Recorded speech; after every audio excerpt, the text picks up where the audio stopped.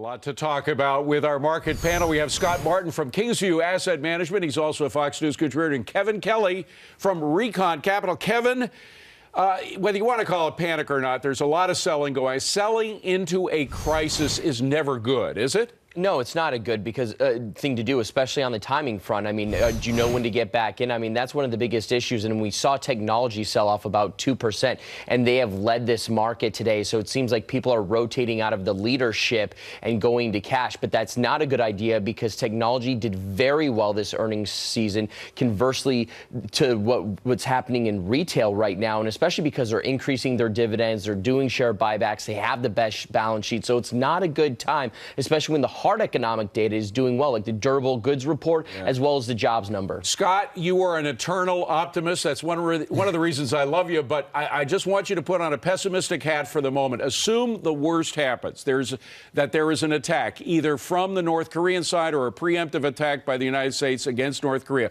What do we do with our stocks if that happens? Do we sell immediately or what? Well, David, you don't want to sell immediately because the market is typically going to overreact. I mean, to your comments with Kevin, I mean, the market is always going to find reasons to take the shots first and ask questions later. But to find some optimism for you, my friend, I will tell you there are things you can do if you're a scared investor today. Lauren talked about it, or Nicole talked about it. It was talking about bonds. It was talking about gold. It was talking about, as Kevin mentioned, maybe defensive stocks like consumer staples or utilities, which are still stocks you can go out and buy tomorrow that will tend to hedge some of those big volatile moves in technology, which I would still buy if we get a severe pullback. Okay. By the way, people are listening to you because utility stocks were the only winner today in the market. There were a couple of winners. Melissa. Uncertainty over health care. The failure to repeal and replace Obamacare is spurring insurers to leave state exchanges and hike premiums. This is according to a new report from the Kaiser Family Foundation. Scott, what's your take?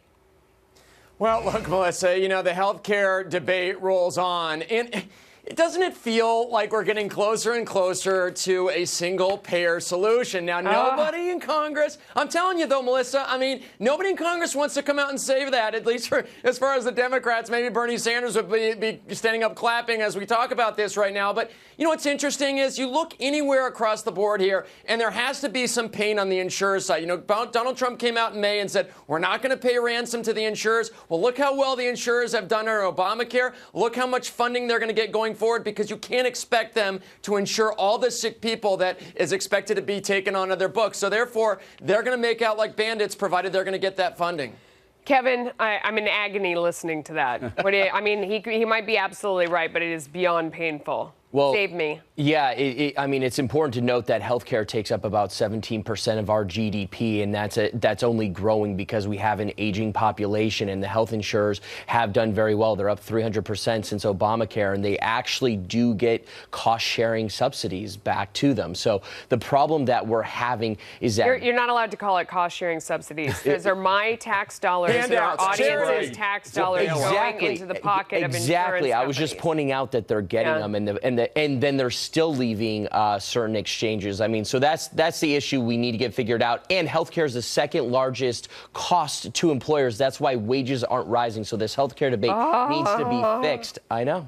And by the way, it's not single payer. It's not single payer either. It's socialized medicine. Yeah, let's get that. We got to get these terms back. Meanwhile, a tax the rich lawsuit. Seattle sued over its new controversial income tax on the wealthy. Scott, I'm just wondering, you know, people can vote with their feet, and they very often do. You live in a state, Illinois, where thousands, tens of thousands of people are leaving the state every year, partly, I would say, because of the taxes. Aren't they going to do the same in Seattle if this passes? I would assume, David. I mean, Illinois is a poster child for what happens if you get government overreach. I mean, yes, the tax situation and, frankly, the weather, I think, drives people out, too, and maybe the Chicago Bears football team. But you're right about exactly what's going on in Seattle, David, when you talk about minimum wage hikes and things that have gone on to take on a business climate that is just totally erroneous and totally oppressive. And so when you have a local government that is doing that to their people and doing that to their businesses, which provide the revenues, those Those are things that are going to drive people away and to talking better about states providing for the business. revenues. Kevin, the top 1%, we got to face it, whether you like them or hate them, the top 1% pay 40% of all income taxes. If you increase it on a state and local level, even more, won't people move out? They will move out because the top 1% can figure out how to avoid the certain taxes, right? I mean, the tax code is 75,000 pages on the federal side, so they'll find a way to keep what's theirs, and that's their own money. The problem is that we have local governments that think that they can actually take this money from the 1%, but they're not realizing that the 1% won't stand for it and will move elsewhere. So I mean, that's the issue. Blood from a stone. Yeah, listen, the government doesn't know how to spend your money better than you do. Well, and that's the 1%, for sure. And the 1% know that, and they'll find a way that not to give And it they're to the ones that government. can move, guys. They're the ones that can move their businesses versus the can people indeed. that are stuck there. It's the same thing with Chicago. Everybody wants to have they the all last vote word on this, but Democrat. you're both right. Scott Yeah. and Kevin, thank you very much. Melissa. All right.